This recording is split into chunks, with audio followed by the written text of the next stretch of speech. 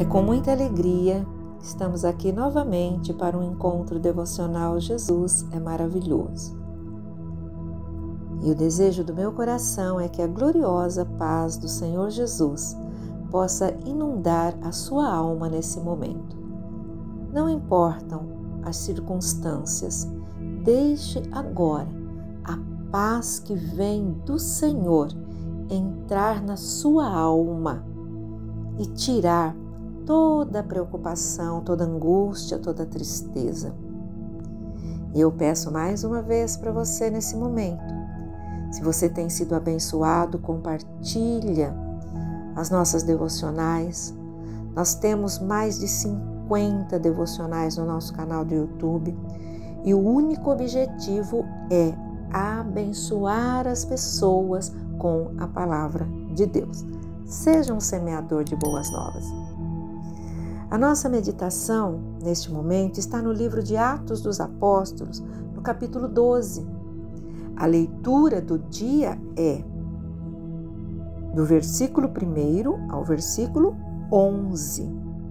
E o nosso versículo de destaque é o versículo 5, que diz: Pedro então ficou detido na prisão, mas a igreja orava intensamente a Deus por ele. Olha que coisa gloriosa. Nós vamos falar agora do poder da oração. O poder da oração, queridos, ele é tão forte que ele pode abrir portas que estão fechadas, onde muitas vezes você olha e não vê nenhuma possibilidade. Quando nós dobramos o nosso joelho, o Senhor abre possibilidades diante de nós. O contexto, do versículo lido, talvez você conheça, mas vale a pena eu colocar aqui, é que Pedro havia sido preso. Porque Herodes, ele estava prendendo muitos cristãos na época. E ele havia mandado prender também Tiago, irmão de João, e ele matou Tiago, mandou matar Tiago, à espada.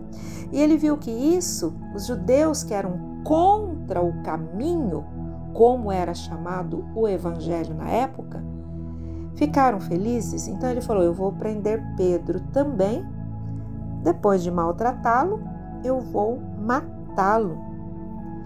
E a palavra de Deus diz, queridos, que a igreja, o que nós faríamos se fosse hoje?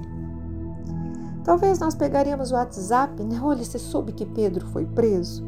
Nossa, e agora? O que a gente vai fazer? Não. A palavra de Deus diz que Pedro estava ali preso, guardado por 4 escoltas de soldados. Olha só. E então ele estava ali numa segurança total. E a intenção de Herodes era que logo que passasse a Páscoa, eles estavam na época da Páscoa, mandar matar Pedro, levá-lo a julgamento para matá-lo. Mas, como nós lemos, esse mas, ele é muito significativo. A igreja orava intensamente a Deus por ele. E na noite anterior, a que Pedro iria ser julgado, o que aconteceu? Lembra que ele estava preso com a máxima segurança, algemado. A palavra de Deus diz que Pedro estava dormindo entre 2 soldados. Olha só, preso com algemas e muitas sentinelas tomando conta dele ali. E no versículo 7 tem uma palavra na minha tradução que eu amo. Diz assim: repentinamente apareceu o anjo do Senhor e uma luz brilhou na cela. E o anjo do Senhor tocou Pedro e o acordou e disse: depressa, levanta-te. As algemas caíram das mãos de Pedro, dos pés. Onde tinha algemas, as algemas foram quebradas. E o anjo disse: vista-se, calce as sandálias, ponha a sua capa e me segue. O versículo 9 diz que Pedro seguiu o anjo não sabendo se era real. Você já teve aquele sonho que você, quando acorda, fala: nossa, mas parecia tão real? Era assim que Pedro se sentia, porque Pedro dormiu ali entre os soldados, confiando em Deus. Creio que Pedro não pensava que ele iria ser liberto, mas Pedro falou: eu estou disposto a dar a minha vida pelo meu mestre. E ele foi ali, seguiu o anjo, ele não sabia se era realidade ou não. Será que eu estou dormindo? Será que eu vou acordar? Tudo parecia para Pedro uma grande visão. Eles passaram a primeira, a segunda guarda, chegaram à porta, que dava para a cidade. A porta que dava para a cidade abriu sozinha para eles e eles passaram. Quando eles andaram, um pedaço ali da rua, o anjo deixou. E no versículo 11 diz que Pedro caiu em si. E ali ele falou: puxa vida, sem dúvida alguma, Deus enviou o seu anjo e me libertou das mãos de Herodes e de tudo que o povo judeu esperava. Queridos, para a oração não há portas fechadas. Nós estamos numa campanha de oração, eu sei que você também está. Quantas pessoas nós conhecemos que estão nos hospitais vitimados pelo Covid-19? E nós dobramos o nosso joelho. Algumas têm partido para a eternidade, mas muitas o Senhor tem restaurado a saúde, tirado do leito de morte. Não cabe a nós questionarmos o porquê. Alguns partem, outros permanecem.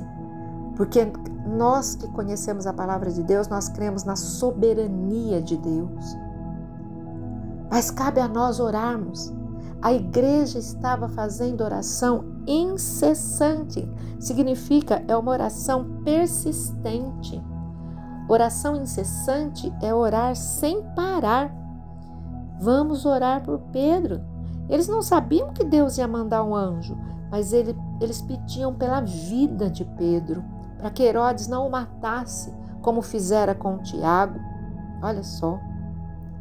A igreja, queridos, ela não foi fazer um boicote aos produtos de Roma.